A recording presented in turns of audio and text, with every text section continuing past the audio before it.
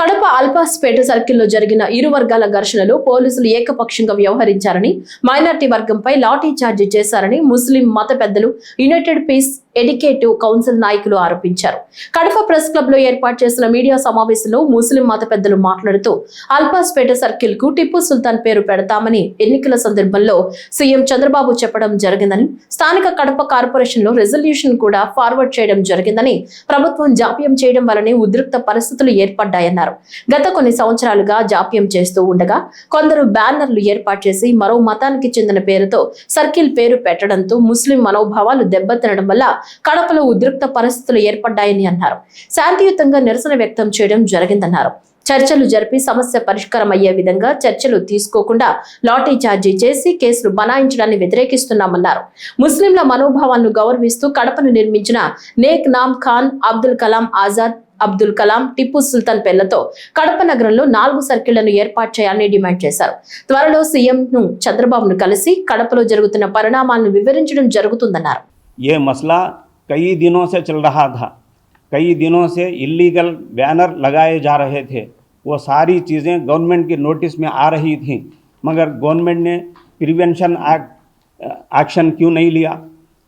और फिर हफ्ते के दिन जिस दिन ये वाक़या हुआ है उस दिन 4 साढ़े 4 बजे हमारे कलेक्टर साहब ने कड़पे के चंद गिने चुने लोगों को फ़ोन कॉन्फ्रेंसिंग के ज़रिए से बात की है।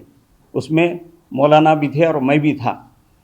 बहुत सारे लोगों से हमारे कलेक्टर साहब ने डिस्कस किया और कहा कि ये जो वाक़या हुआ है इसके ऊपर आप क्या सोचते हैं, आपका क्या ख्याल है।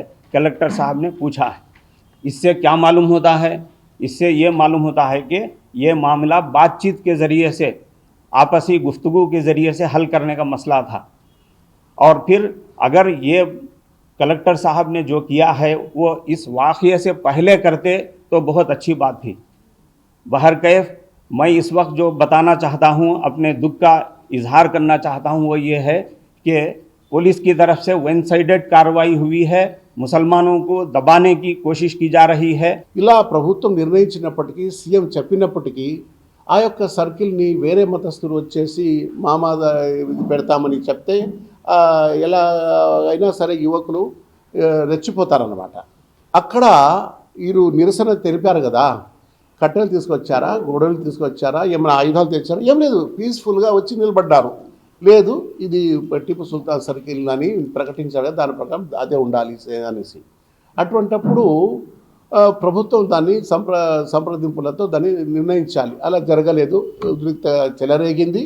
జరిగిన సంఘటన ఏమో జరిగింది. చేరిన వారికి పోలీసు వారు కట్టెలతో చాలా నిర్దాక్షిణ్యంగా వారిని చెతకబాదారు. పండితుడని చూడలేదు, పిల్లలని చూడలేదు, వృద్ధులని చూడలేదు.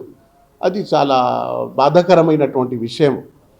మరో విషయం ఆలోచించాల్సింది ఏమిటంటే, నేను కలెక్టర్ గారికి చెప్పాను, కడప ముస్లిం మెజారిటీ ఉన్నటువంటి ఏరియా.